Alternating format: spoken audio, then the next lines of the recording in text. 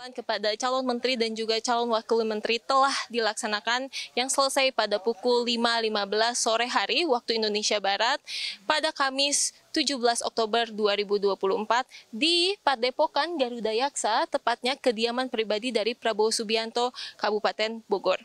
Adapun pembekalan yang diberikan kepada calon wakil menteri dan kepala badan yang lebih singkat dibandingkan pembekalan yang diberikan kepada calon menteri, karena seperti yang kita ketahui bahwa pembekalan kepada calon menteri dan juga calon wakil menteri berlangsung selama 2 hari yang berbeda, dan di hari pertama merupakan untuk pembekalan kepada calon menteri dan di hari kedua untuk calon wakil menteri dari Kabinet Prabowo Gibran.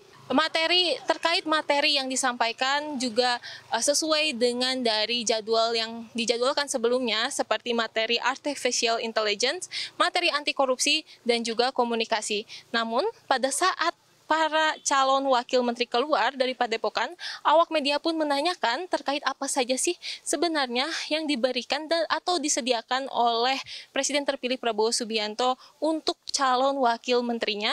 Lalu mereka pun menjelaskan bahwa Prabowo Subianto menekankan akan teamwork, karena seperti yang kita ketahui bahwa pembekalan kepada calon menteri dan juga calon wakil menteri merupakan hal yang baru, berbeda dengan kabinet sebelumnya, yakni kabinet Presiden Joko Widodo. Pembekalan ini juga disampaikan untuk bertujuan menyamakan frekuensi dan mengenalkan satu sama lain agar bisa sesuai dengan visi dari Presiden terpilih Prabowo Subianto dalam menjalani pemerintahannya.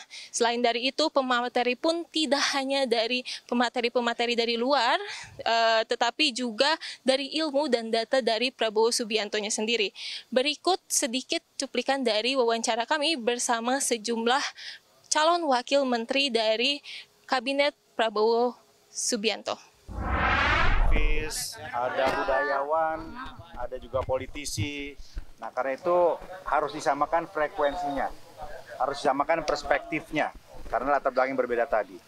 Bapak Presiden terpilih menyampaikan konstelasi global, ada tentang geopolitik, ada tentang kondisi ekonomi global, ada tentang mazhab-mazhab mengelola negara, dan beliau menanamkan, menyampaikan, dan menggarisbawahi kepada kita tentang seni mengelola negara secara handal, atau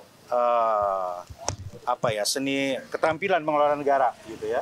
Nah, karena itu pembekalan hari ini arahnya adalah satu, menyamakan frekuensi, yang kedua juga menekankan prioritas apa yang akan dijalankan oleh pemerintahan ini ke depan, dan mendengar tadi berbagai narasumber, ada yang berbicara tentang pemberantasan korupsi dari perspektif internasional, kemudian the future of artificial intelligence (AI), kemudian ada juga yang menyampaikan kisah sukses pertumbuhan ekonomi yang impresif di Dubai. Jadi tadi itu belajar sungguh dengan ilmu dan data.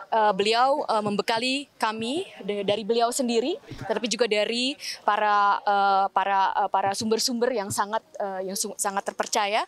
Bagaimana kita mempunyai ilmu untuk bisa merealisirkan visi beliau untuk membangun kesejahteraan negara kita ini. Saya sangat banyak belajar.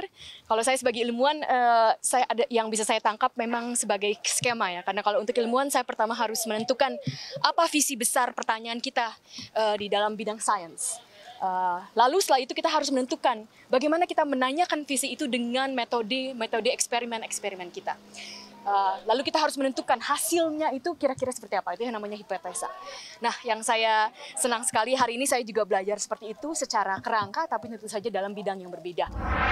Dari Bogor, Salma Wijaya dan juru kamera Ritsi, CNBC Indonesia.